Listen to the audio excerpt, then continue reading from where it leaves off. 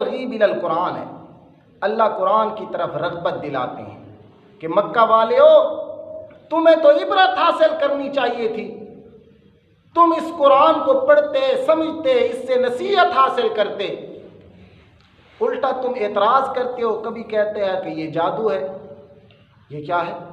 جادو ہے، کبھی کہتے ہو اضغاث و احلام، یہ بے ڈھنگی باتیں ہیں، پراگندہ خیال ہیں، کبھی قرآن کے متعلق تم یہ باتیں کہتے ہو، کبھی میرے محمد جوان کے متعلق تم کہتے ہو کہ یہ نعوذ باللہ جادوگر ہے، نعوذ باللہ یہ شاعر ہے، نعوذ باللہ یہ ساحر ہے، نعوذ باللہ یہ مجنون ہے، کبھی کوئی بات کہتے ہو، کبھی کوئی بات۔ تمہیں تو قرآن سے نصیحت حاصل کرنی چاہیے، اسی کا اللہ ذکر کرتے ہیں لَقَدْ أَنزَلْنَا إِلَيْكُمْ كِتَابًا، تاکہ ہم نے اتارا تمہاری طرف کتاب کو یعنی قرآن کو، فِيهِ ذِكْرُكُمْ، اس قرآن میں تمہاری نصیحت ہے، اس قرآن میں تمہارے لیے کیا ہے؟ نصیحت ہے۔ یا دوسرا معنی فِيهِ ذِكْرُكُمْ ای فیہ ذکر دینکم، جس قرآن میں تمہارے دین کا ذکر ہے، وشرائع احکامکم، اور تمہاری شریعت کے احکام کا ذکر ہے، تمہیں تو اس کو ماننا چاہیے تھا، اس سے عبرت اور نصیحت حاصل کرنی چاہیے تھی۔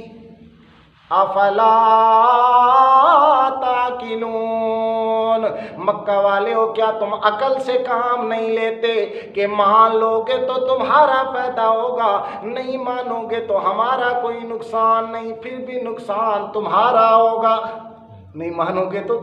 فرمایا عقل سے کام نہیں لیتے، قرآن کو مان لو تمہارا فائدہ ہے، دنیا میں بھی تمہارا فائدہ ہے، آخرت میں بھی تمہارا فائدہ ہے، نہیں مانو گے تو دنیا میں بھی تمہارا نقصان ہوگا، آخرت میں بھی تمہارا نقصان ہوگا۔ افلا تاکلون، عقل سے کام نہیں لیتے۔ ایک اور معنی سمجھو، لَقَدْ أَنزَلْنَا إِلَيْكُمْ كِتَابًا فِيهِ ذِكْرُكُمْ، احنف بن قیس بہت بڑے تابعی گزرے ہیں، بہت بڑے قبیلے کے سردار بھی ہیں، ہر دل عزیز شخصیت بھی ہے۔ جب یہ آیت ان کے سامنے پڑھی گئی، انزلنا الیکم کتابا فیہ ذکرکم، اللہ فرماتے ہیں ہم نے اتارا ہے تمہاری طرف کتاب کو، فیہ ذکرکم، جس میں تمہارا ذکر ہے۔ سبحان اللہ، تمہارا کیا ہے؟ ذکر۔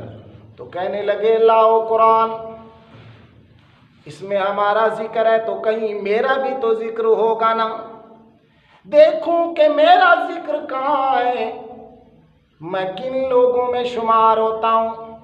چنانچہ قرآن مقدس پڑھنا شروع کر دیا، پہلے ان شخصیات کے واقعات پڑھے، ان کا تذکرہ پڑھا جنہوں نے اللہ کی راہ میں قربانیاں پیش کی، سبحان اللہ، اپنی جان کو قربان کر دیا، اپنی اولادوں کو قربان کر دیا، اپنے مالوں کو قربان کر دیا۔ وہ لوگ جو ساری ساری رات اللہ کی عبادت میں گزار دیتے تھے، عابدین کا ذکر سنا، اس کو پڑھا، اللہ کے دربار کے اندر نیکیاں کرنے والے ان کا ذکر پڑھا، اور اللہ کے دربار میں شکر گزاروں کا ذکر پڑھا، شکر گزار ہیں، صبر کرنے والے ہیں۔ تو یہ بڑے بڑی شخصیات، نیک عمل کرنے والے ہیں، انبیاء بھی ہیں ان میں۔ تو کہنے لگا اللہ تیرا فضل ہے میرے اوپر، میں اتنا خوش نصیب تو نہیں کہ میرا شمار ان لوگوں کے اندر ہو جائے۔ پھر اس نے دوسرا رخ پڑھنا شروع کیا قرآن پاک کے اندر، ان لوگوں کے حالات پڑھے جو اللہ کے نافرمان ہیں۔ قارون کا ذکر پڑھا، فرعون کا ذکر پڑھا، فاسق اور فاجروں کا ذکر پڑھا، ان لوگوں کا ذکر پڑھا جو منافقین کے ٹولے ہیں۔ تو یہ سارا پڑھنے کے بعد کہنے لگا اللہ تیرا میرے اوپر فضل ہے کہ میں اتنا بھی گیا گزرا نہیں کہ میرا شمار ان لوگوں میں ہو جائے، سبحان اللہ، اتنا بھی گیا گزرا کہ میرا ذکر ان لوگوں میں ہو۔ پھر قرآن پڑھنا شروع کر دیتا ہے، پڑھتا پڑھتا اس آیت پہ پہنچتا ہے کہ وَآخَرُونَ اعْتَرَفُوا بذنوبهم خلطوا عملا صالحا وآخر سيئا عسى الله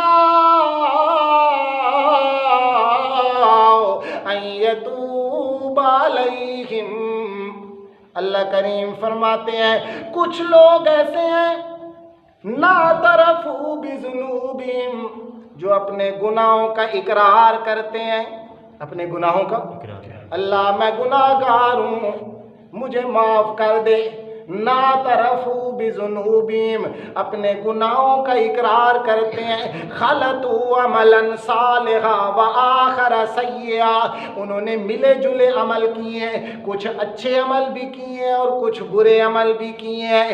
اللہ کریم ان کے بارے میں فرماتے ہیں اولئک عسى الله أن يتوب عليهم امید ہے کہ اللہ ایسے لوگوں کو اپنی رحمت سے معاف کر دے گا. جب یہ ذکر پڑھا تو کہنے لگا یہی میرا ذکر ہے قرآن پاک کے اندر. اللہ نے مجھے اچھے اچھے بھی عمل کرنے کی بھی توفیق عطا فرمائی ہے اور میں گناہ گار بھی ہوں, اپنے گناہوں کا بھی اقرار کرتا ہوں, اچھے عمل بھی میں نے کیے ہیں گناہ بھی میں نے کیے ہیں. تو ان لوگوں کے بارے اللہ فرماتے ہیں عسى الله أن يتوب عليهم امید ہے کہ اللہ ان پہ متوجہ ہو, اللہ انہیں اپنی رحمت سے معاف کر دے.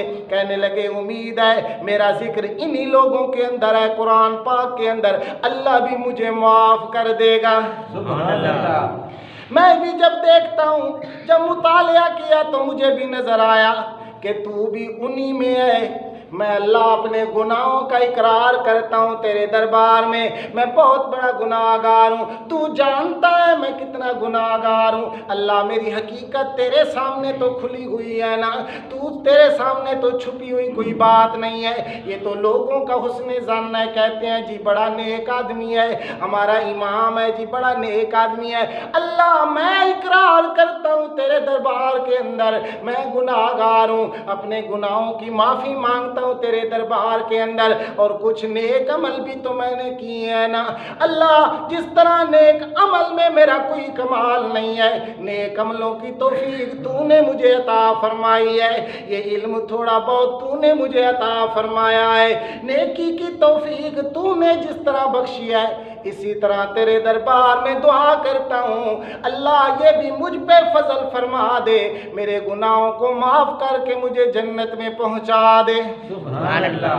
تو جب ہم اس طرح معافی مانگیں گے اللہ کے دربار کے اندر تو ہمارا ذکر بھی قرآن پاک میں انہی لوگوں کے اندر شمار ہو جائے گا کہ ہم نے اچھے عمل بھی کیے ہیں برے عمل بھی کیے ہیں, برے عملوں کا اقرار کرتے ہیں اور معافیاں مانگتے ہیں, جو اچھے عمل کیے ہیں ان کے لیے دعا کرتے ہیں کہ اللہ ان کو اپنی بارگاہ میں قبول فرما دے.